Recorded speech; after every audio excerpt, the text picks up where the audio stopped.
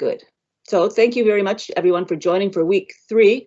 And just to let you know, I think we might have mentioned it last week, but the following week, which will be the week after next Thursday, which is November the 13th, we are going to have another get together, as it were, to follow these 4 weeks, if anybody wants to continue the conversation in whatever form that will be. So if you're interested in continuing this session in terms of having a 5th week or more, then you can email Chris, or you can certainly email me if you've got my email address. But is that okay, Chris? They can email you?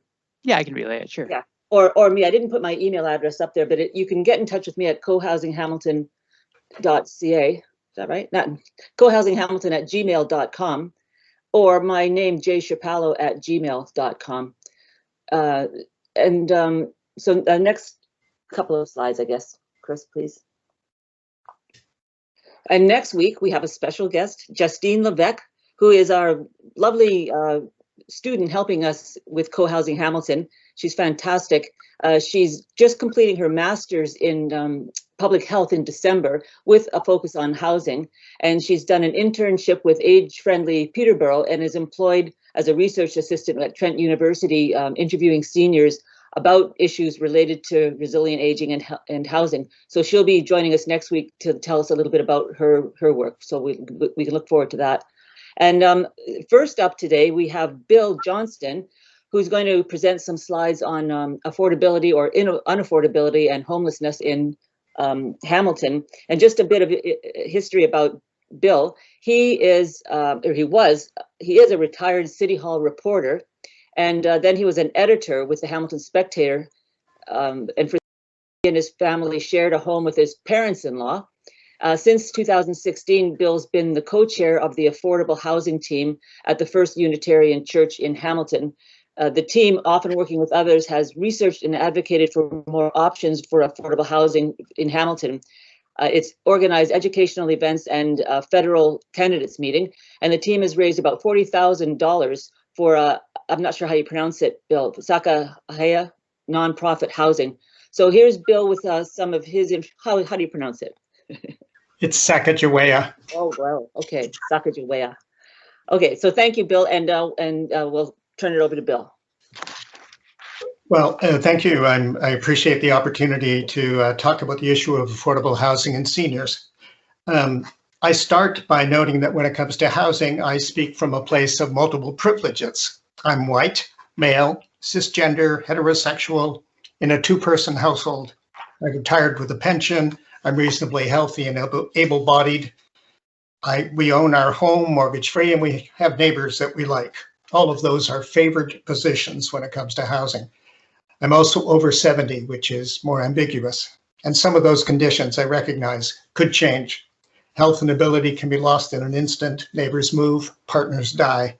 So I'm glad that this course is encouraging planning.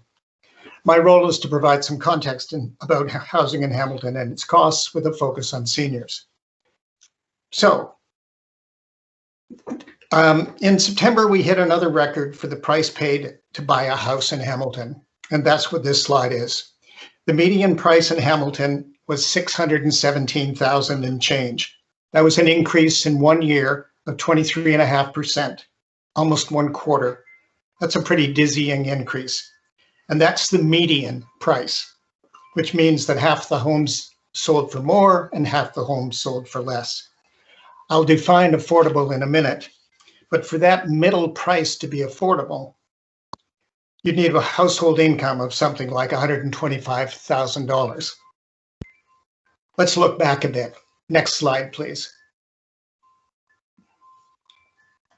So the bar on the left shows the increase in, I don't know what happened to that slide. There it is. The bar on the left shows the increase in the average house price in Hamilton between 2000 and 2015. And the bar on the right shows the increase in average incomes. As you can see, one pile is a lot bigger than the other. House prices rose 3.5 times faster than incomes in that period. Next slide. And since 2015, the average house price has risen another 73%. Let's look at rents. Next slide.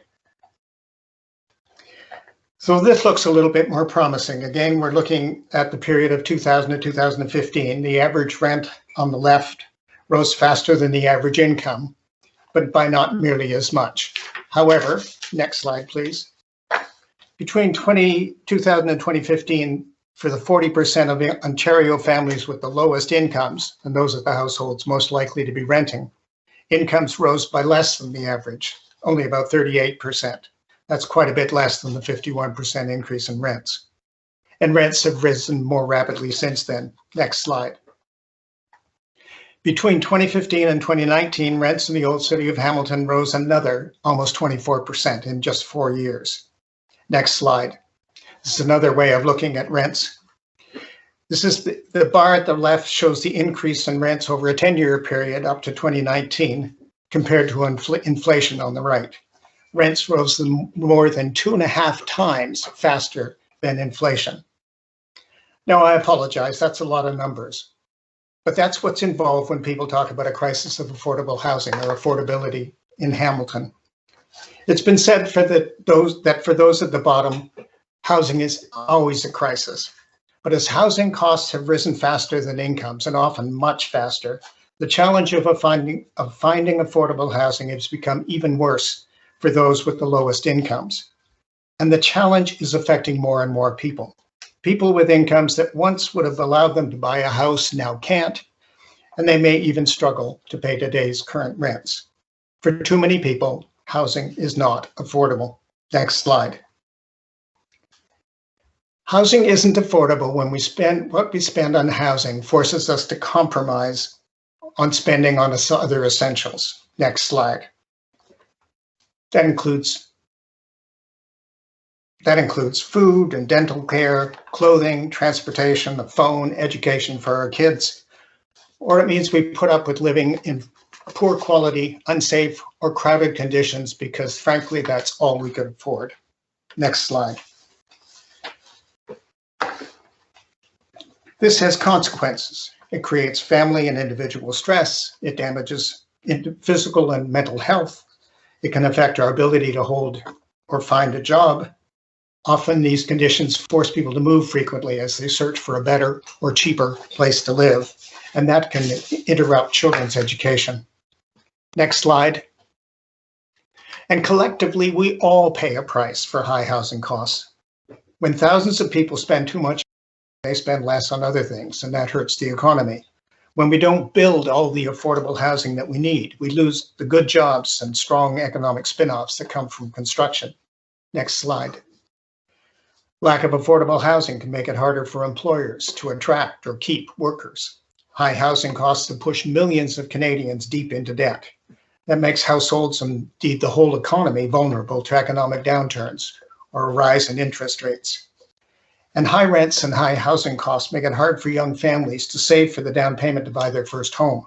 So they continue to rent, which keeps demand high for rental units, and that pushes up rent costs. It's a vicious circle. Next slide. For statistical purposes, the federal government says your housing costs are too high. Something's wrong with that slide. Okay, backing it up here. Your housing costs are too high if you spend 30% or more of your pre-tax household income on housing. Housing costs include rent or utilities, or for owners, it includes mortgage payments, utilities, taxes, and condo fees if you're in a condo. Next slide.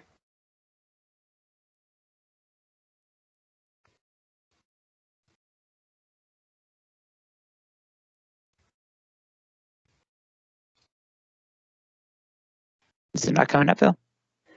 It's somehow, most of it's not visible. We're down, Okay. Only see a little bit of the bottom line. Is that any better? The bottom line is clearer, but that's all we see. That's really strange. Okay. I'm just going to back up for 1 second. We'll just try reloading it. Chris, it looks okay on my screen. That's very strange. Okay. I'm wondering if it's because the issue you're having not being able to see everyone, Bill. Yeah, it's showing fine on mine too. Yeah, Fine, fine. It's okay? Okay. Yeah. Okay, I'll carry on. Assuming that you can see. Sorry, so by that measure that 30% or more of your income on housing is unaffordable, 26% of households in Hamilton pay housing costs that are not affordable.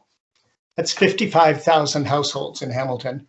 That's 3.3 million households across Canada. But the impacts are worse for some groups. First, it's worse for renters. As the slide shows, about 1 in 6 homeowners, but almost half of renters, face unaffordable housing costs.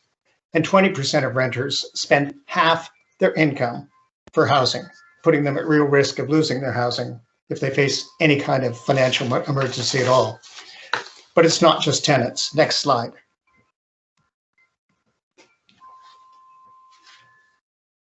Others who face special housing challenges include the roughly 60,000 Hamiltonians who live alone. Almost a third of single homeowners and 58% of single renters pay unaffordable housing costs. The housing challenge is worse for women, whose median income after tax is $9,000 less than for men. Next slide, please. It's worse for Indigenous people. It's worse for Blacks and people of color and for immigrants. All have lower average incomes than the general population, and all often face discrimination. And there are special challenges for people with disabilities, which definitely includes seniors. There are just far too few accessible units.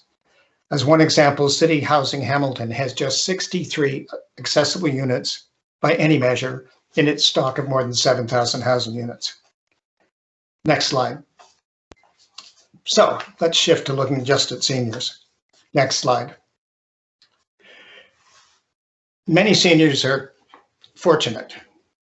More seniors own their own homes than the general population, and more than 3/4 of senior owners have paid off their mortgage. Next slide.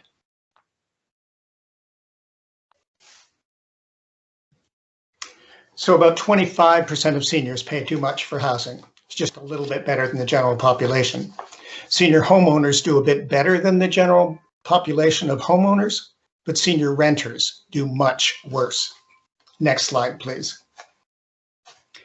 55.8% of senior renters pay unaffordable rents and utilities, and a staggering 2/3 of single senior renters pay unaffordable rents and utilities. And again, it's worse for women. Next slide, please. What this slide shows in the first column is that in the early years of being a senior, women are a little more likely than men to be poor. But men are less likely to be poor as they get older, and women become more likely to be poor as they get older. So that for women over 85, there's almost three times more likely than men at the same age to be poor. Next slide, please. Sorry, next slide again. So here are some of the results. We have seniors who are homeless, about 6% of those in shelters. Almost a third of households that are on wait lists for subsidized housing. There are seniors using Hamilton's food banks. Next slide. The 3/4 of seniors who own their own homes are indeed fortunate. They own, number one, they have a house. And number two, they own an asset whose value is rising rapidly. They can use that rising value to produce income through reverse mortgages or home equity lines of credit, and use of both is increasing rapidly. Next slide. If you have a house, you can share space with others. These can be family members or strangers, so this can provide rent or companionship. A homeowner could also create a secondary suite, a basement apartment, for instance, or a so-called granny flat in the backyard. The City of Hamilton is encouraging these. Or a senior could live in one to be near their family. A personal note, as Judy mentioned, I lived for a period of time in a co-sharing arrangement. My in-laws lived downstairs from my first wife and I for 3 decades in a home that we co-owned. They had their independence, as did we, but they also had company nearby and help as they needed it. It was ideal, especially for my son. who regularly saw his grandparents as he grew up. Next slide.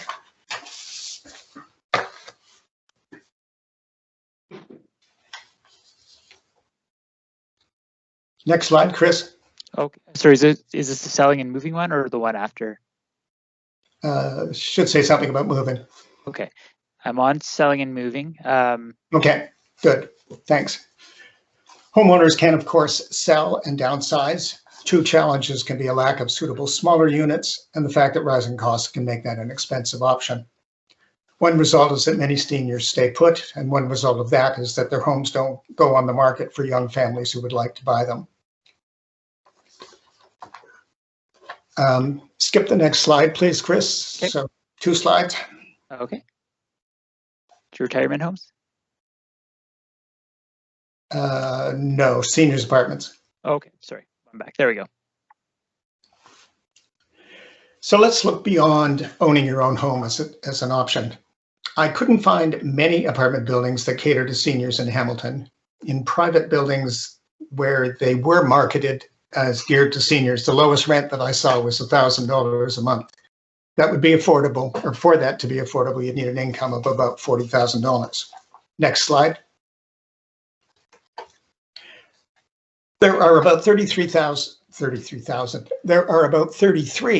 retirement residences in Hamilton. These are private operations. They provide accommodation, meals, some support services, and a range of facilities for people who don't need a lot of help. Just under about 6% of Hamilton residents over 75 live in retirement homes. Most of the units are described as studio units, and in 2 residences that I checked with, these would be about 300 to 400 square feet, so they're fairly small. Next slide, please. This next slide shows average costs for retirement homes in the old city of Hamilton in early 2019. The average cost for the smallest unit, a studio, essentially a bed sitting room unit, would be about $38,000 a year. Now that, of course, isn't just for housing. It includes meals and facilities and some supports. Next slide. This would be the slide with long-term care. That's right. Long-term care homes are for people whose needs for care cannot be met safely in the community. You have to be approved for admission, and Hamilton currently has a wait list of about 1,000 people for the 3,900 long-term care beds in the city. The level of need is fairly high. 90% of those long-term residents in Ontario in 2019 had some cognitive impairment, and 86% needed extensive help with such daily activities as getting out of bed, eating, or going to the bathroom. Next slide, please. The costs of personal and nursing care are paid by the province. The cost of room and board are paid by the resident at rates set by the province. Monthly rates are shown here. So the annual cost would be between $22,700 and a bit more than $32,000 a year. And again, that includes meals, facilities, and in the case of long-term care, more help with daily tasks and more health support. Subsidies are available for those with low incomes up to the amount of a ward room. Next slide, please.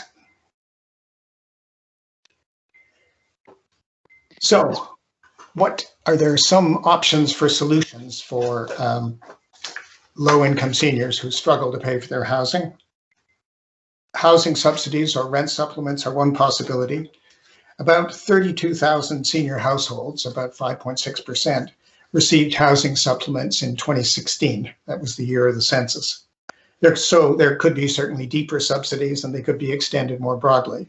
But as I've noted, it isn't just seniors who need financial help and subsidized housing in Hamilton.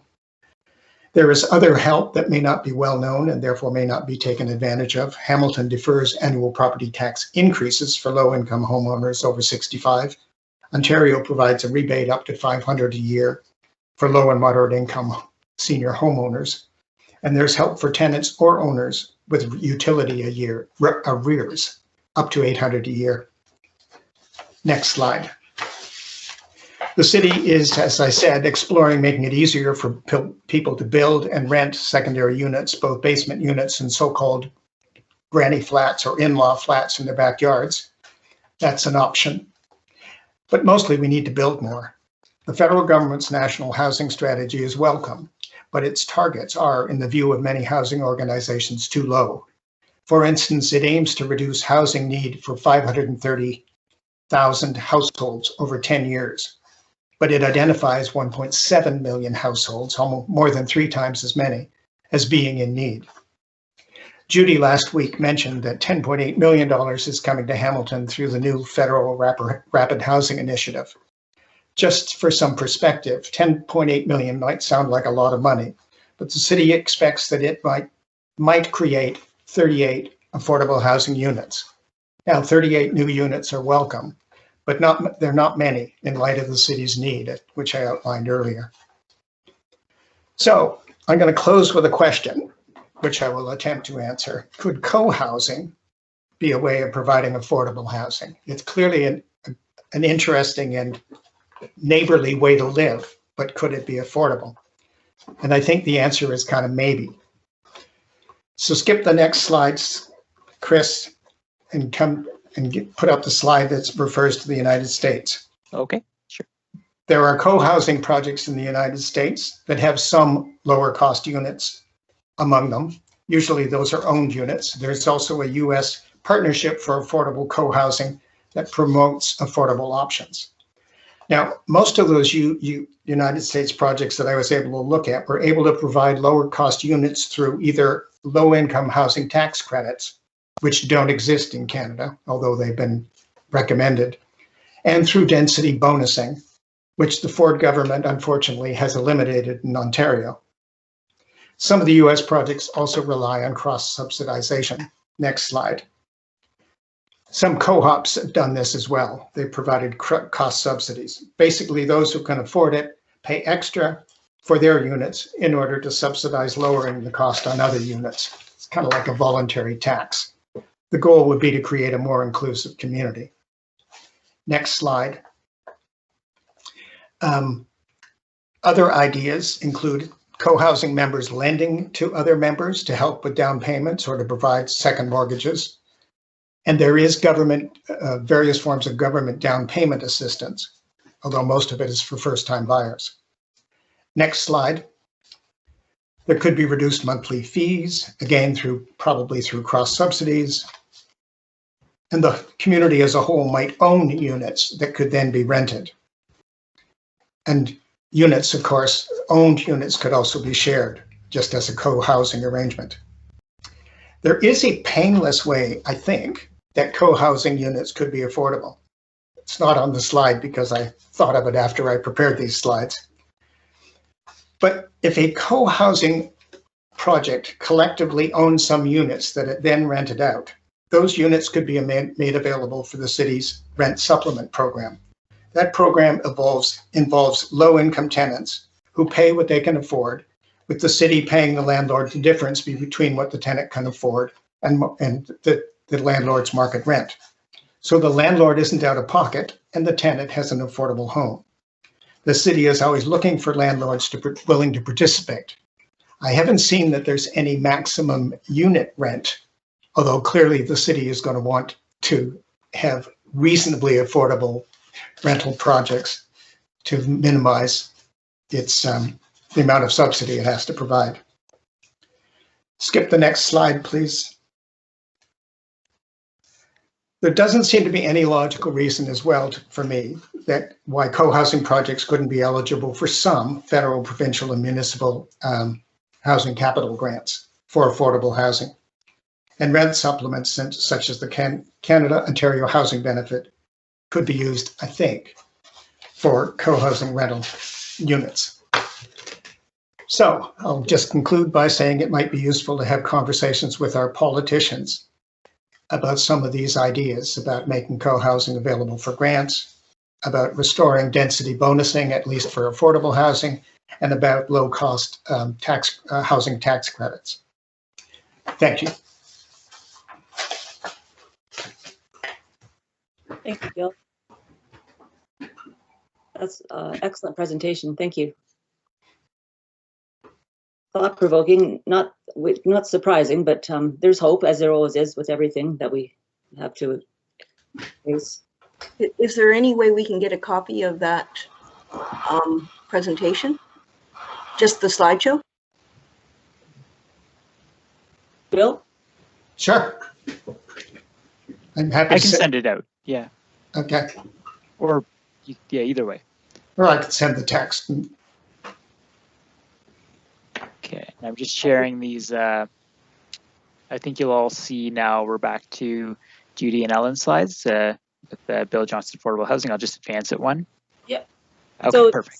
just with Bill's presentation, you can see how there's lots of work that we can do. We're not all helpless, but we have to do the actual work to get to where we want to get to. So there's definitely hope with co-housing and affordability, and we're doing the both at the same time, hopefully. But mostly we're doing the co-housing, but the affordable housing that Bill's talking about is definitely something that we can consider going forward for sure. So thank you so much for that, Bill. You can do the next slide, please. So elderhood, we're sort of back to elderhood, and Ellen's going to be speaking soon, but elderhood is essentially a time to discover inner richness for self-development and spiritual growth. And it's a time of transition and preparation for dying, which is at least as important as preparation for a career or a family. And this is a book by Zalman Schachter Shalomi. He wrote this book about exactly that, aging and saging. And we'll talk about saging in the next slide, please. Saging, what we have to offer the world as older people and growing into elderhood, we do have things to offer. We just sometimes think we don't, and society thinks that we don't, but we do. I mean, including myself now, as apparently I am a senior. So, but as we know, in traditional cultures, the elders were revered, and they were the leaders, the matriarchs. They took care of the kids. They were mentors, teachers, medicine people. They were the ones that everyone else looked up to, and that, of course, has changed in the last 100 years. I guess since more or less since the Industrial Revolution, when things happened so quickly that older people quickly got displaced by new technology, and the young people thought, well, just get out of the way because we're moving so quickly, we don't have time for you anymore. But we need to stop that trend. Next, please. Philosophy, spirituality, and mortality is what we'll be speaking about now. What does it mean to be an elder and to sage? And consider the fears of growing old and mortality, and gain an awareness of what your own and other spiritual and philosophical ideas are about aging. A lot of these things are, of course, things that we don't typically think about, much less talk about, but perhaps it's a good time to start doing so. Next, please. What's your life philosophy? Just again, I don't know that we'll have time to sort of take the time now to give you a couple minutes, but again, I'll be emailing these questions to you after the presentation. What has motivated you in your life? What has provided you with support in times of stress? What encourages you to love when you feel empty? What are your big questions and what are your answers? These are very philosophical questions, but there's lots of time, hopefully, and people that you can talk to about these questions, and it might be interesting to share ideas on this, or at least answer them yourselves. Next, please. So dealing with the issues, I'm not sure if anyone, or I'm sure some people have heard of death cafes. It's a meeting of people, strangers often, that just come together and have tea and cake and talk about death and dying. And the objective is just to increase an awareness of death with a view of helping people to make the most of their lives while we're here. Death is going to happen to all of us, needless to say, and a lot of people are scared about it and don't want to talk about it. But once it is opened up and spoken about in an open, inquisitive, and honest manner, you can probably experience relief to talk about a topic that in some ways, for some reason, our society does consider taboo by a lot of people. The resulting discussion is likely to be enlivening, and you can experience some relief at actually opening up about it. My mom and I talked about it sometimes, and she and I actually went to the Circle of Life funeral home before she passed away, which I'll never stop hating saying that, but she did. And we actually chose her casket and we made it fun, which is bizarre, but we did. We were looking at the urns and the caskets, and then we went for lunch. So it was just because that's just normal. And she was in her 90s and she was healthy at that time, but it happened a few years after that. But rather than waiting to the last minute and then not knowing anything about what she wanted, we talked about the music she wanted and all sorts of things. So it was helpful for us when she did go. Next, please. So as we grow older, we have the opportunity to review our lives and harvest the experiences that meant the most to us. There's also always going to be regrets and things that we didn't complete that book. I didn't get the job. I missed that opportunity. I should have said yes. I should have said no. Those things are always going to come up, but I guess there's got to be a way to put those in perspective and maybe minimize them or make some sense of them so that we don't dwell on those negative things and just look at sort of what's the good things that have happened in our lives and how we have contributed and how we can continue to contribute.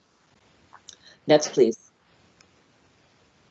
So Ellen's going to take over from here, and Ellen Ryan is a professor emeritus at Mcmaster University. She was she's a gerontologist, and she was the leader and founder of Hamilton Aging in Community, which, if you don't have that information, it's an excellent website, and there's some really good information there. And it's all about helping seniors with mutual support and housing options. So I'll turn it over to Ellen for the next few slides. Thanks, Ellen. Thank you, Judy. As was mentioned, life review is something natural to the older age and can be very helpful for facing the past in order to have peace in the present and to face the future constructively. One of the stereotypes about older people is that we're always trying to tell stories and nobody is listening. One of the things about being serious about life review is that you can write in a journal or talk with a conversational group or do some writing for the public or for your family, that reviewing your life in a more serious way allows you to face your successes and your failures, address old conflicts and regrets, and come to the point where you can deal with the present. And when you do that, then you're able to tell better stories more briefly. Some of us start to tell a story and it goes on and we don't know where to stop. If you practice finding your life good stories, that you can work on making them short. One of my friends who works with me in this area says, even those who love you will only give you 2 minutes in a conversation to tell your story. So Joan Chittister has this very good book called The Gift of Years, Growing Older Gracefully. It has a number of 5-page chapters on different topics that can support you or you in a group doing life review. Next. We've mentioned the term elder and saging. These are 2 words trying to aim us as older people toward the positive contributing aspects of aging. In the last 50 years, we've extended life a great deal, and most of that is after retirement. So although retirements are getting later and later, but what we've extended life by 25 years from age 60 to 85 in the last century.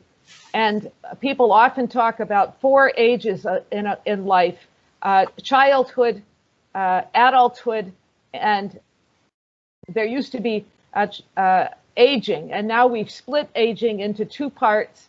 The expanded 3rd age, often called active aging, elderhood, or a time of saging. There are different terms for this new extra period. And then there's a time of frailty and death. And the goal of modern medicine and self-help and education about healthy practices like eating well, doing physical exercises well, doing planning for your old age, learning how to do meditation or some spiritual activity to relax you during tense times like the era this week that we're going through politically, etc. All of those can expand our 3rd age so that we have the health and capability to make contributions. And Theodore Roszak has written this book for what he calls America's most audacious generation, the baby boomers, challenging us to become true elders. Next. Next slide. Yeah, thank you. Resilience grows by shaping a meaningful life. This book featured here is by Jerry Friedman, who interviewed 50 of the world's oldest people all over 110. The oldest recorded documented person was 122 when she died. So these are people between 110 and 117 from different countries, a lot of them in the US, which is where Jerry is based. And he talked to them about what are your lessons for resilience. And a meaningful life, shaping a meaningful life is a very important part to actual longevity, and also for an expanded third age and reduced time of chronic illness and disability. And what shapes a meaningful life includes lifelong learning. So these super agers, he called them super centenarians, over 110, in their own ways were committed to lifelong learning. They didn't get to a point of retirement and sit in a chair and figured they knew it all. They continued to learn, they continued to help others, have a focus on other people, and to participate with others. They were in families or villages or communities that recognized their continuing talents, even as they might have needed more and more assistance from others. So they continue to have ways to contribute their talents.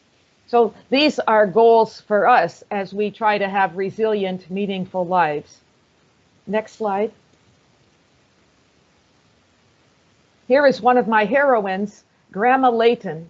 She was a person probably in around 1990 who retired at 65 in the days when you worked hard till your birthday at 65 or the end of that calendar year, then you were completely retired. Now we have many more options for part-time work, etc., and lots of volunteering before we retire. But she was left at a loss. What should she do now that she was retired? And after a while, she went and looked into the senior center and signed up for an art course. And within a short time, it became very clear that she had great talent, artistic talent, and started to focus on that talent. And so she found a creativity which she always had but didn't know, potential for the visual arts. And she developed her own specific technique, and then started to share her artwork all around. She was living in Kansas, and all around the US, gerontology aging studies programs have her posters pasted on their walls. She used her creativity for volunteer work. She didn't have to sign up as a volunteer for Meals on Wheels or to offer transportation. Her service was to create posters for all kinds of voluntary organizations, for peace movements, for aging, for intergenerational activities, for community services, etc. So she was able to find great meaning through her art by sharing it. She never received any payment for her artwork. Lots of her paintings now are in museums. And then the personal growth story is very interesting to me. She had a personal life story of repeated depressions that would lead her into hospital. And psychologists take people through the hospital experience and medication, and then when they're well enough, try to teach them ways of managing their depression, of noticing problems with feelings, with eating disorder, and with sleeping problems when the depression is recurring and is mild. But she somehow, as she was going through her busy pre-retirement life, never picked up on that. So she would fall over the cliff every number of years. Once she was retired, using her art, she used her art to face her depression. And she became able to identify when the depression was starting to take over and getting treatment while it was a mild depression. So she was able to use these new skills in her later years to overcome a lifetime problem. There's a proverb that you can't teach new things to old dogs, but she disabuse that stereotype, as many people are doing. Many times it's only when we retire that we have time to make important personal transformations. Next, please. Social participation, as we've been talking about in these sessions, is very, very important to provide purpose and meaning. And of course, COVID is driving us crazy because we have to find new ways to participate with other people. Going online for our courses is certainly one way. Mark Nepo has this interesting new book called More Together Than Alone, and talks about discovering the power and spirit of community in our lives. And many of us have experienced that in younger years and need to find new and different ways, especially new ways to stay connected to the younger generations. So social participation is good for purpose and meaning. We build on our strengths. It allows us to grow mentally and physically. You know, it's not that easy to be in touch with people, to participate in community. There are challenges, both mentally, and if we're doing projects, if we're gardening, we have to learn how to participate in the gardening without putting our back out again, or without kneeling on the ground, or working around whatever physical difficulties we have. There's also a social pyramid of acquaintances, good friends, and confidants. Many people who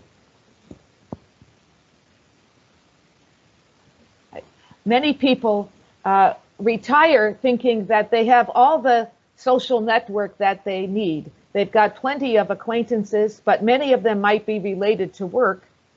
They have some good friends, and they have a few confidants. They might have a spouse or partner. They have some siblings. They have some very close friends, and they relax. I never have to meet a new person ever again, they say, because I've got the people I need, my friends and confidants. But as you grow older, from your 60s to your 70s to your 80s to your 90s, that pyramid will thin out. So part way up are the good friends, a smaller number than acquaintances, and a smaller number of confidants. As people move, become ill, become caregivers, or die, that pyramid thins out. And if you don't feed it from the bottom, feed it through new acquaintances, you don't have people to promote up to good friends and up to confidants. And of course, you can't promote from the acquaintances up to help you unless you're looking out for these people as well, unless you're practicing mutual support. And that takes good mental and social skills, so it keeps our skills going. And that finally, in older age, social participation involves contribution and generativity. Contribution is a general term of offering our talents to others, whereas generativity speaks specifically to the natural urge of older people to want to give to the younger generations. We're being asked by the indigenous people to think of younger generations in terms of the 7 generations rather than the 1 or 2 to which we're accustomed. But because society is so age stratified, it can be difficult to give to younger generations beyond our own family and specific friends. Participating in some kind of community activities offers opportunities for connecting with the other generations. Next. Civic engagement is the newest term in the 2000s that includes both volunteering and working. For the baby boomers, community organizations realize that especially women who don't have a record of doing a lot of volunteer work because in our generations, we've been working full time. Volunteering might not be a lifetime practice, and it has the tone of stuffing envelopes and baking goods. Civic engagement is way bigger. So I will stuff envelopes and I will sort of bake goods if I'm planning the event with my friends. So we will do those minor activities as part of something bigger. But the current generations of 50, 60-year-olds are not interested in those kind of mindless ways of helping that previous generations might have been willing to do. And the other reason to use the term civic engagement is that many older people are working, so they're not retiring at 55 or 65 or 75. They're at 80 leading the Good Shepherd food bank, or leading the store at St. Vincent de Paul, or working on various community organizations, nonprofit organizations, locally, nationally, and internationally. So many older people continue to work at least part-time because the work is so satisfying. It's involvement in their civic society. So not making the distinction between paid and unpaid work is allowed by this term civic engagement. Well, what do older people get out of civic engagement when they're in their 60s, 70s, 80s, and 90s? One is personal development. When you engage with your neighbors in these activities, you have to grow. You have to learn about Zoom and these technologies. You have to learn specific operational procedures. You have to learn how to welcome newcomers, and etc.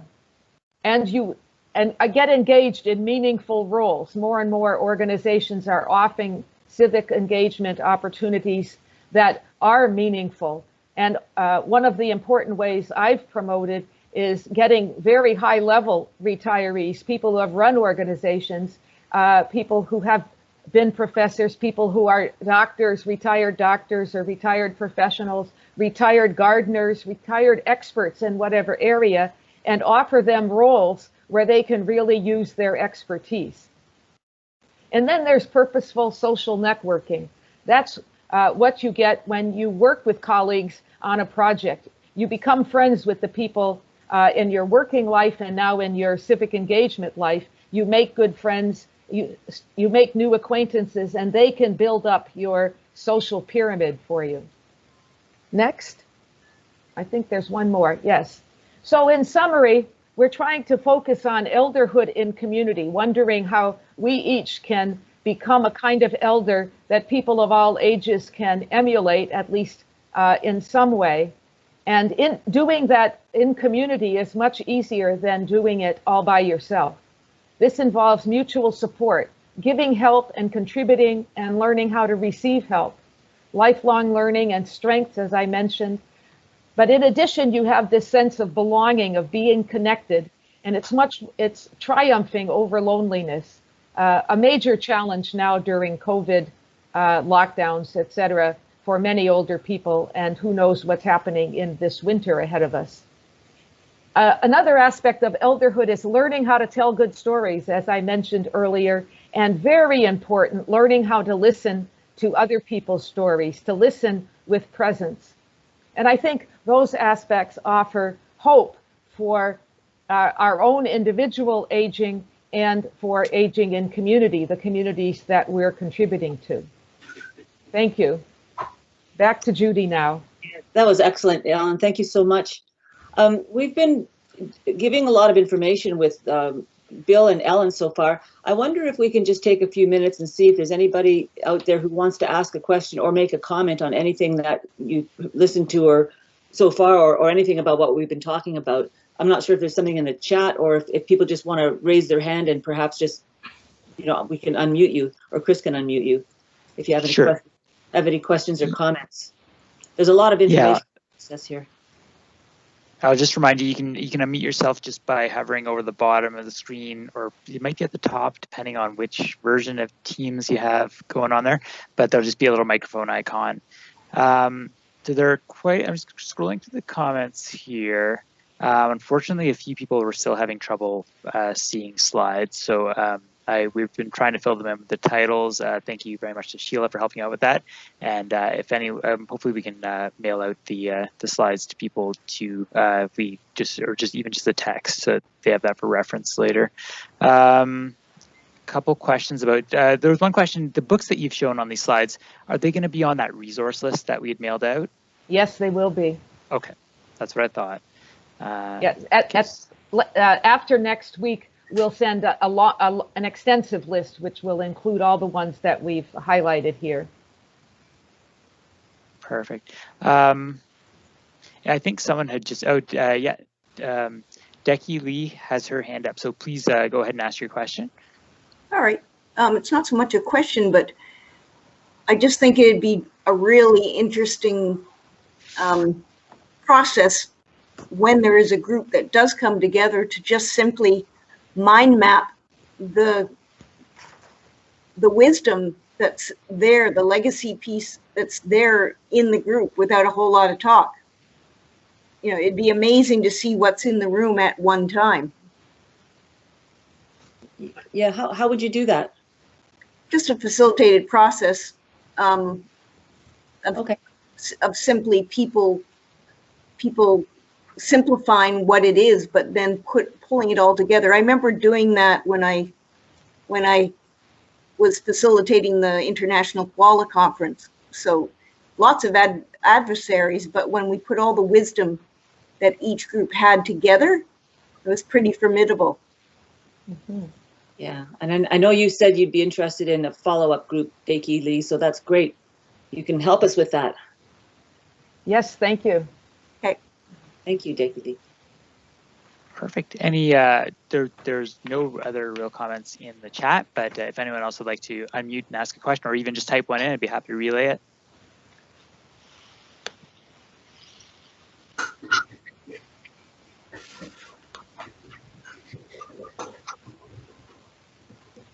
Hi. Cheryl, yeah, go ahead, Cheryl. Yeah, I was just interested in the, I mean, I was thinking about my mother. I'm in my 60s, but I was thinking about my mom at the time and all elders, the story writing and telling your story. And were you suggesting that, Ellen, that there are groups or there's an organization, or you're just talking about sort of like a journaling of getting the story down? There are a lot of techniques for writing down your story. Right now, Aging in Community is sponsoring 15 pairs of seniors who are working with gerontology students at Mcmaster who can't go to their applied settings in the usual way. They can't go to the Hamilton Public Library to go to groups for older people. They can't go to the high schools where older people might be taking art classes. They can't go to the senior centers. They can't go to retirement homes. So we've connected 15 of the students, each with their own senior. And the goal of the pair is to record, written or audio, video, their memoir, their life stories. Oh, that's great. And I give, through the Hamilton Public Library, a pair of sessions on writing life stories every spring and every fall. So one reason to sign up for our mailing lists, Judy's email or mine, is to find out about those. But also you can follow the calendar of events at the public library. Oh, okay. Okay. But you can also email me personally. Okay. So if we have a follow-up conversational group that comes out of this course, then there might be a few times where we write with prompts to try to identify what some of our own key stories are. Okay, thank you. And some of yeah. Sorry. Go ahead, Ellen. I was just going to say that one of the seniors is who's participating is the mother of one of our seniors in her 90s. Okay. So you can do it at various ages, of course. Of course. Thank you. And I was just going to say, Ellen's sessions are excellent and always well attended. So if you are interested in writing, definitely keep an eye out for those. Okay, thank you.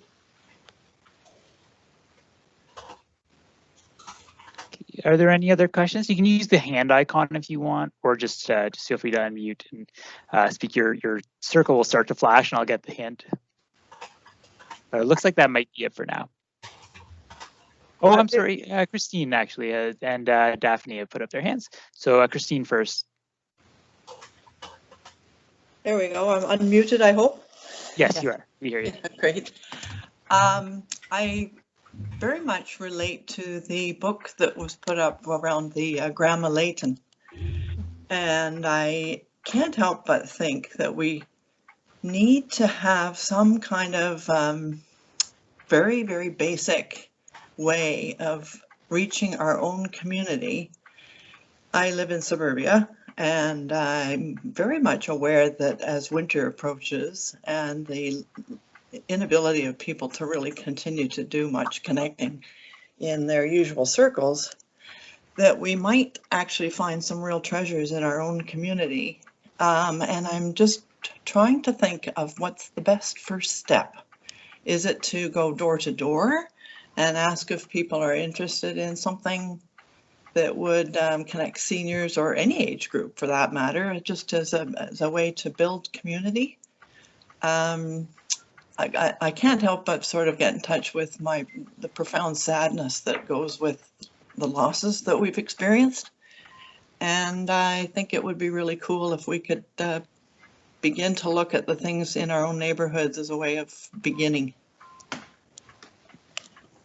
Yes, physical neighborhoods make good sense, especially where, well, I guess until this weekend, meeting outdoors has possibilities, but as the weather gets colder, it gets a little more difficult. But even coming up with ideas of what kind of community activity one could do in December in the snow, or what one could do on Valentine's Day in terms of connecting, talking to neighbors about that kind of thing could be very helpful, I think.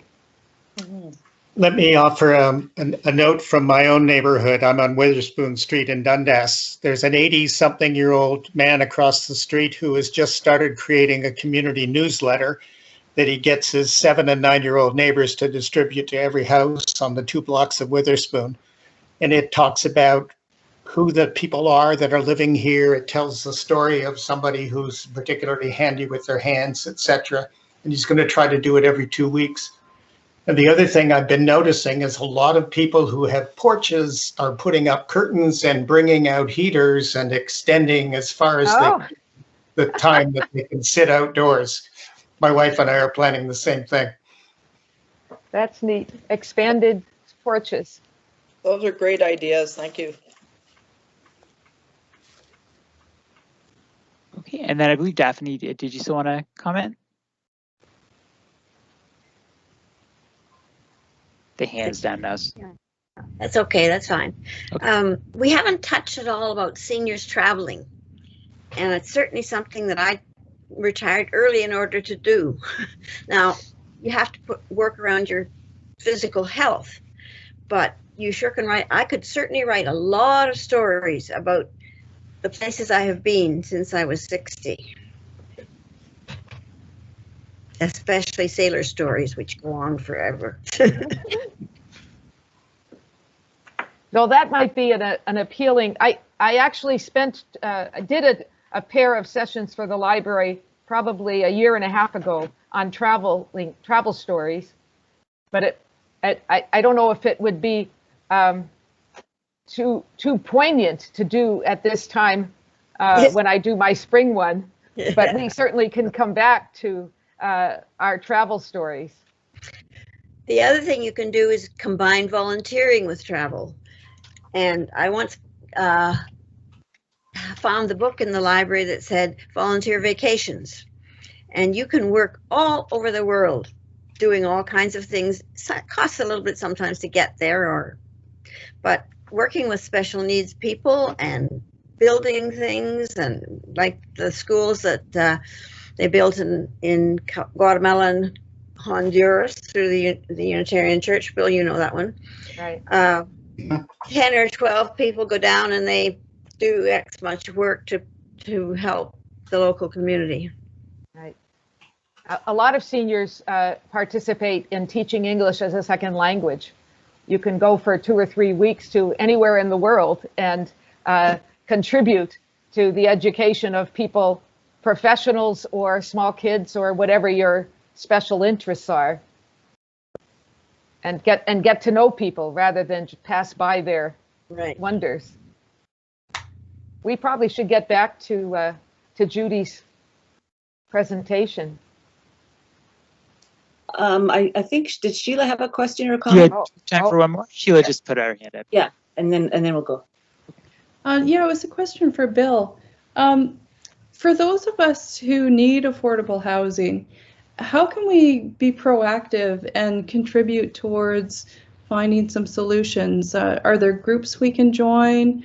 It seems like a lot of us are just kind of sitting quietly and hoping things will get better, but not able to actually do something to make that happen. Do you have any suggestions? That's a great comment, Sheila. There is not, to my knowledge, a single group that kind of advocates for more affordable housing, which is, I think, a great lack in the city. There are very good groups that build and run affordable housing, but they're focused on those specific tasks and limited in the amount of advocacy they can do, at least publicly. Let me wrestle with that question and how to do it. We and I hope this doesn't sound like a shameless plug, at the Unitarian Church, one of the things that we've been doing during COVID is just writing a lot of letters to members of parliament and at the moment, and we're in the middle of a writing campaign right now to urge more spending on the national housing strategy. How effective that is, I don't know. What I know is most effective is face-to-face meetings, and they're obviously difficult right at the moment. I'll wrestle with that and see if I can come up with a better answer next week. That'd be great. Thanks, Bill. I know I would love to be doing something. I just don't, I don't know where to put my energy and how to put that support into, because I don't want to sit around and wait for somebody to say, hey, here, we've decided to do this for you. I just don't know where to put my efforts and how to meet with others who do. So that'd be great. Thanks. Just as also with respect to that, Sheila, is the way that this whole co-housing Hamilton group started was with one person, and then that person met with another person, and those two people met with another person, and it grew from there. So you could start a group yourself if you've got the. I mean, what an awesome project that would be. You could just find one other person to talk to, and then you just go from there. If you as opposed to waiting to for some, as you say, as opposed to waiting for someone to come to you, which makes me think of that lady I knew in Los Angeles, Emily, and I'd compliment her on making her way around. She was in her late 80s and she'd go off to the movies by herself, etc. And I'd say I really admired her for that. And she said, well, no one's going to come knocking at my door. And you speak of elder wisdom. I'll never forget that. I've carried that with me. That's 30 years ago. That my whole life I remember that comment, and that was by an older lady. No one's going to come knocking at my door. You got to get out there and make things happen sometimes.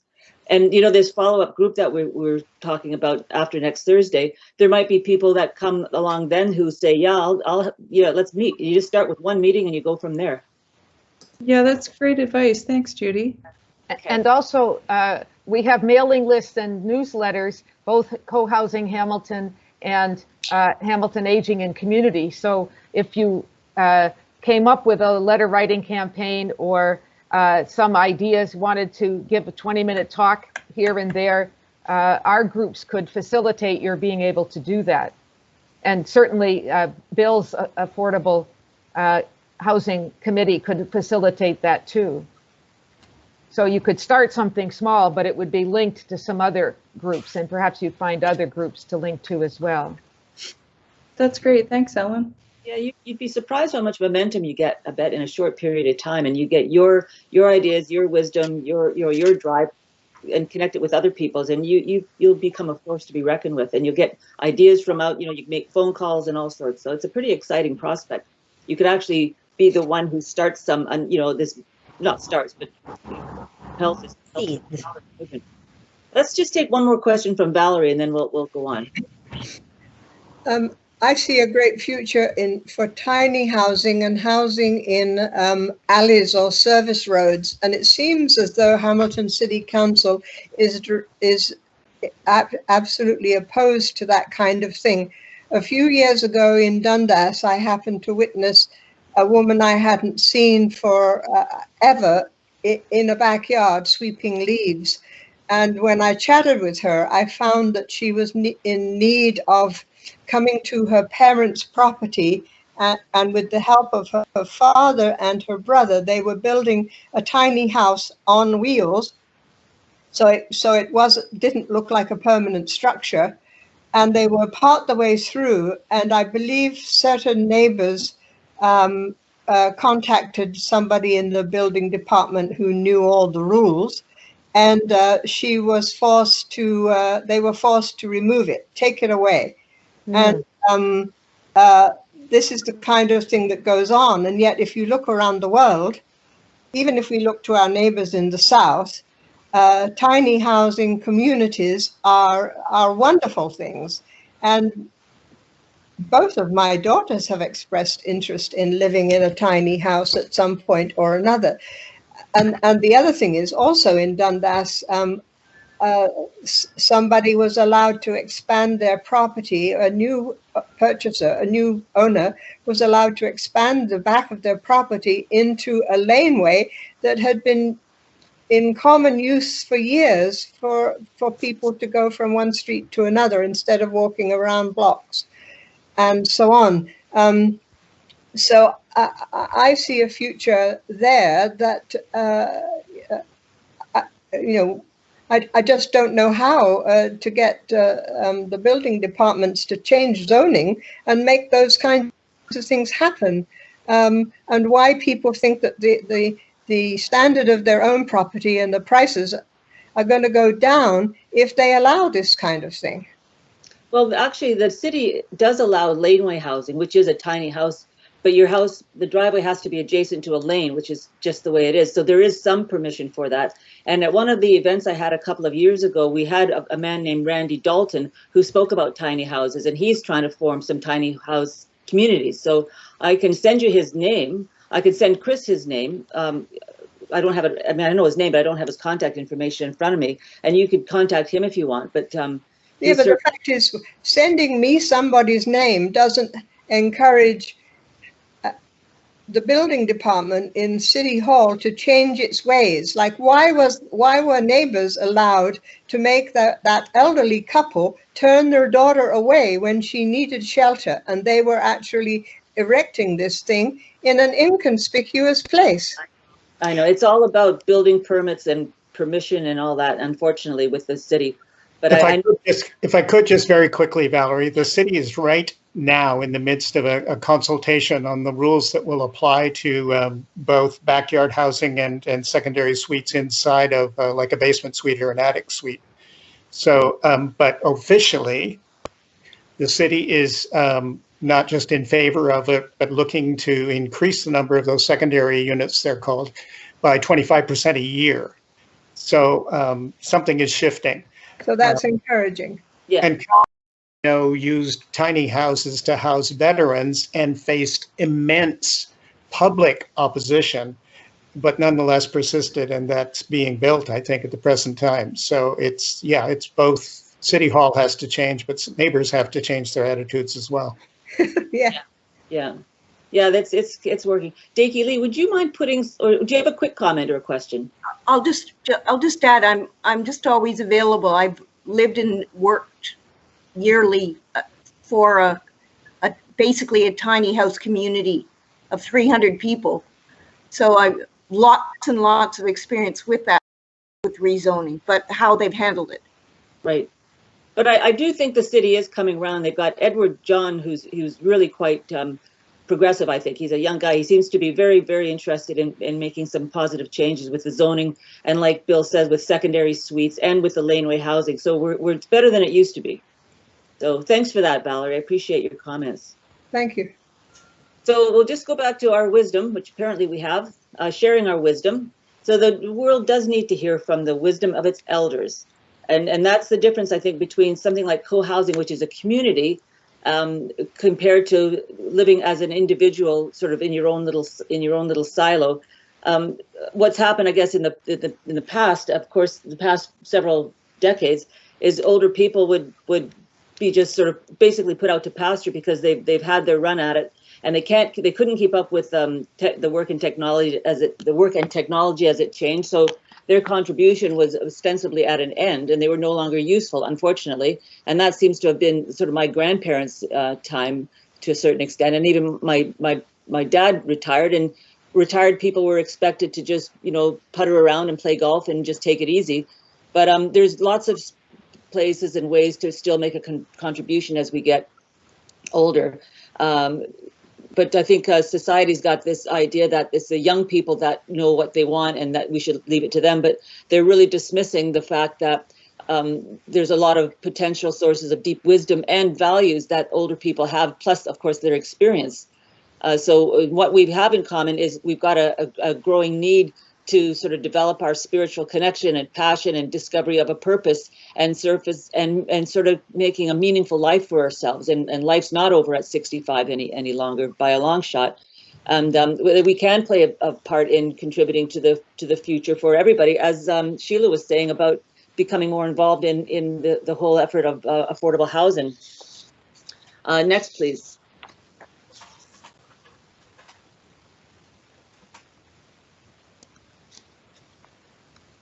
Are you able to see that? Okay. Yeah. So this will be something, and again, we'll send you these slides that have any information or questions or instructions such as this, but this is instructions for a reflective journal, which is, I guess, essentially the memoir idea. What gives your life meaning? What do you value? What are you grateful for? What's your sense of spirit beyond your personal experience? And has that spirit been of value? And if so, how? You know, religion, spirituality, however you want to call it. What have you learned about power, courage, and faith? How do you show and share compassion? What are your greatest fears as you grow older? How can you help others, or how can others help you with your fears? And conversely, how can you help others with their fears? Which again is the beauty about getting together in a group of people. You can like Ellen said, you can share stories and you can listen to other people's stories and concerns. And just sometimes putting things out in the open helps. There's a reason people that have therapy, but we don't need therapy necessarily if we have other people to share with. What will give you strength as you approach death? What do you want to share as part of your legacy? What do you most enjoy sharing with others, and what do you enjoy most by yourself? So you can be creative, and as you describe yourself as an elder. And I wish I knew all this information when my mom and dad were both with me, because I would have loved to have done this with them. I think it would have been fantastic, the stories that they could tell, of course. And I can imagine it just really ties up some loose ends and really puts things in perspective. If you get it down on paper and you say, oh, that's interesting, and you make up a story, and it's true about yourself. Next, please. Sharing through community, the living in proximity to caring peers, you have the opportunity to learn from each other and develop new interests. So in co-housing, as an example, they are, I always picture them anyway, the bungalows that are built have porches. And what better place to mingle with neighbors and people walking along than on your front porch? And there's a really informal ability to just converse with strangers in a very casual, spontaneous manner. And in co-housing, or any community for that matter, I think it was Christine Brown who mentioned before, I know, because she's talked to us about co-housing, and I know you have said before, Christine, that you're interested in creating a community in your neighborhood, which is absolutely fantastic if you can do so. That's wonderful. And as that person on Witherspoon does, Bill, I mean, that's what we'd love to see more of that. And then you, as a group, you can encourage each other to embrace elderhood. It's not something to shy away from or be embarrassed about. It's something to embrace because we made it this far. You can make, co-housers do tend to be, I think all the co-housing communities that I know about are really eco-friendly, environmentally conscious. They typically will use less water and energy and create less garbage, and we future co-housers will be more into recycling and conscious about saving things. And the importance of the elder years and empowering each other to live meaningful and full lives.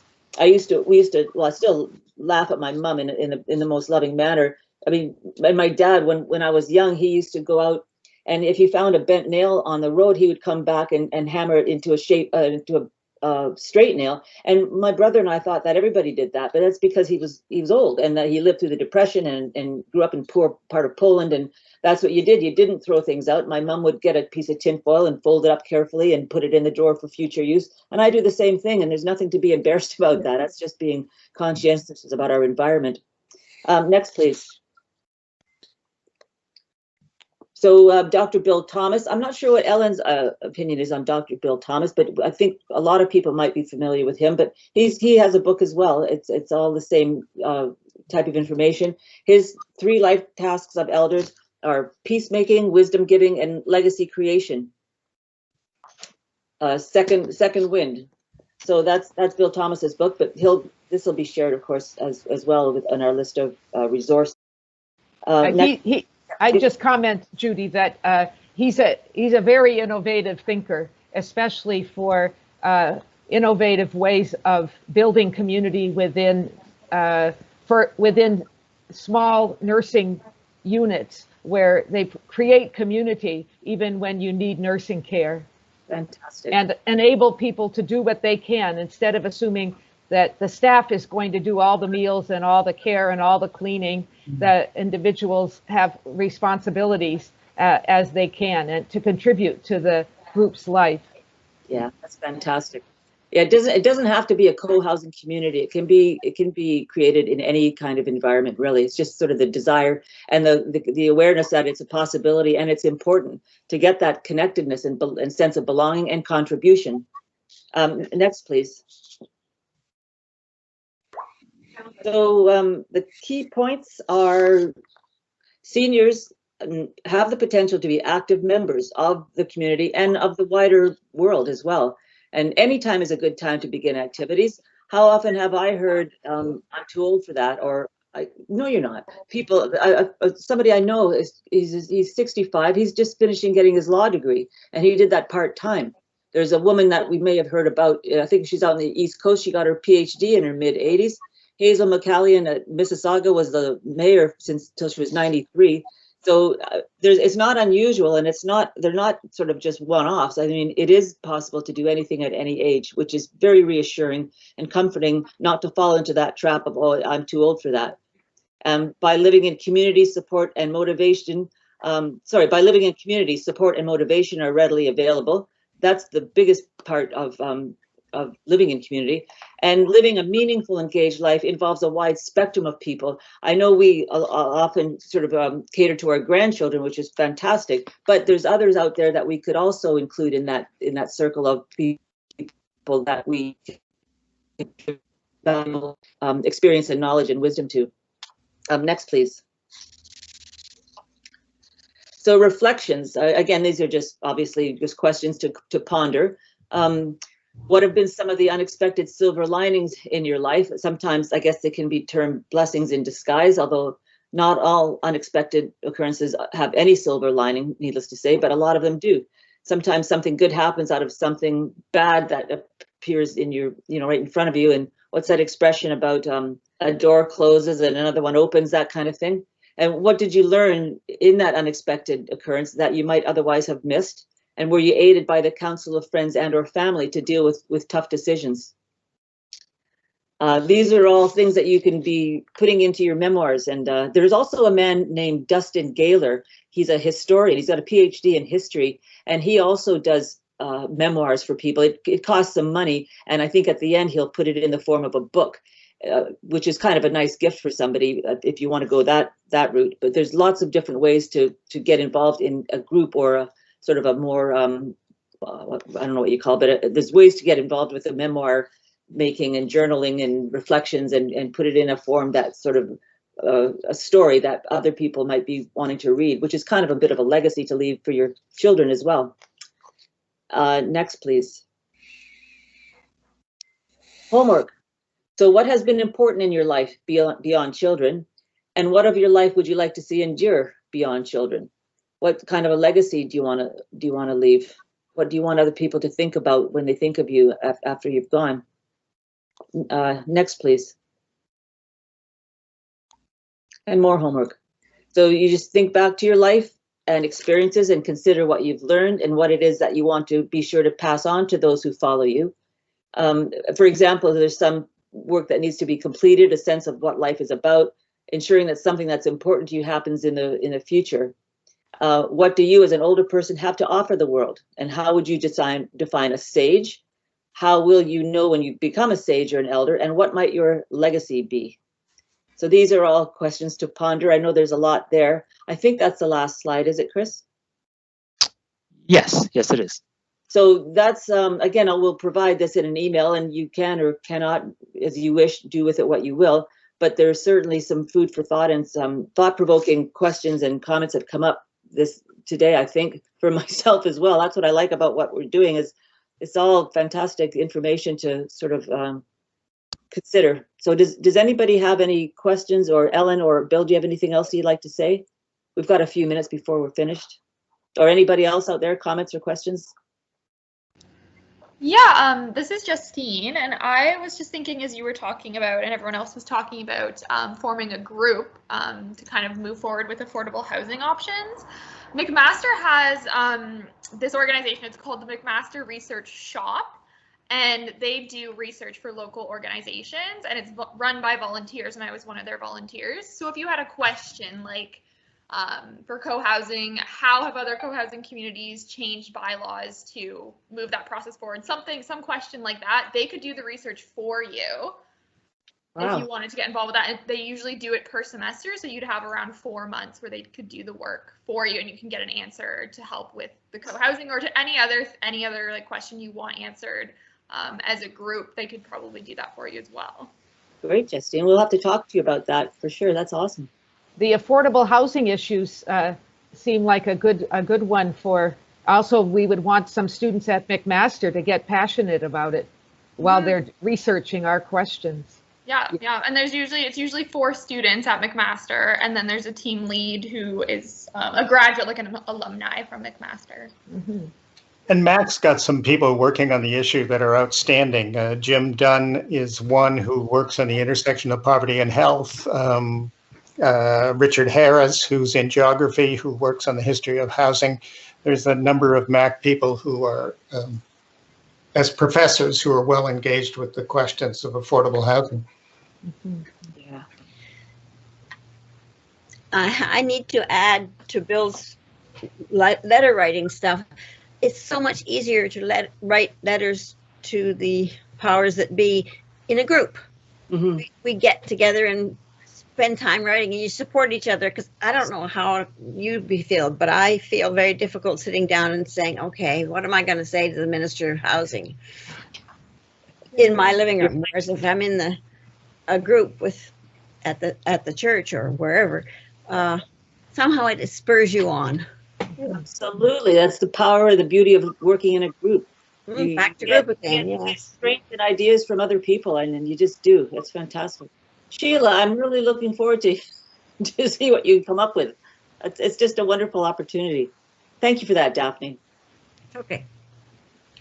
Yeah, I'll let you know. Yeah. Well, we've got more power in us than we believe we do. Sometimes you think, well, what can I do on my own? Well, you can do a lot more if you gather some other people around that want the same thing, I think. And you know, what I understand with politicians is they're not looking for you to be the expert in the field that you're writing about. They're sifting the public's attitude. And so just writing and saying, I don't know, I care about affordable housing, I don't think there's enough in Hamilton, is expressing some measure of the public will, as they can find they got all the expertise that they need in government. They need to know which direction they're being pushed in. Yeah. Anybody else? I was told once that every politician, when he or she gets a letter, says it represents 8 people who think the same thing and haven't bothered to write. Yeah. And at least the letter says, I'm not in the neighborhood that's going to complain about a community of tiny houses or laneway units. Yeah. I think handwritten letters are probably worth about 1,000 people now. I know they get a lot of emails, but if you go to the trouble to actually write a letter and put a stamp on it, I think they take that a little more seriously too. Yeah. You know, the other thing that Indwell says, I think most of you will know of Indwell. They're about the only people that are building affordable housing right now in the city of Hamilton. What they say is that, you know, there's really a role for the public in convincing communities that that affordable housing in their area is not only not a detriment, it is actually strengthening the neighborhood. You know, it's bringing in new people, they're well housed, and so they're not going to be disruptive, etc. But there's a lot of that community work that has to be done before they can go ahead and build projects. So that's another role that ordinary people can play. Yeah, it might be a matter of the person who, the architect at Indwell was Emma Cubitt, Sheila, and she might be a person to get in touch with, because she is all about affordable housing, and she's an architect and she lives in Hamilton. Her name's Emma Cubitt. So starting to just get in touch with people that could put you onto other people, and then it really grows from there. Yeah, thanks for that, Judy. I've written her name down. That's my cat. Oh, I have one. Anybody else before we go? Well, thank you very, very much again. And thank you, Bill and Ellen. That was fantastic. Your contributions today were wonderful. And we'll look forward to hearing from Justine next week for sure. And thank you, Chris, for your accommodating us again. And we'll see you next week. Thanks for being here. See everybody then. Okay. Bye-bye. Bye-bye. Thanks, Thank you. everyone. Bye-bye. Bye-bye. Thanks, everyone.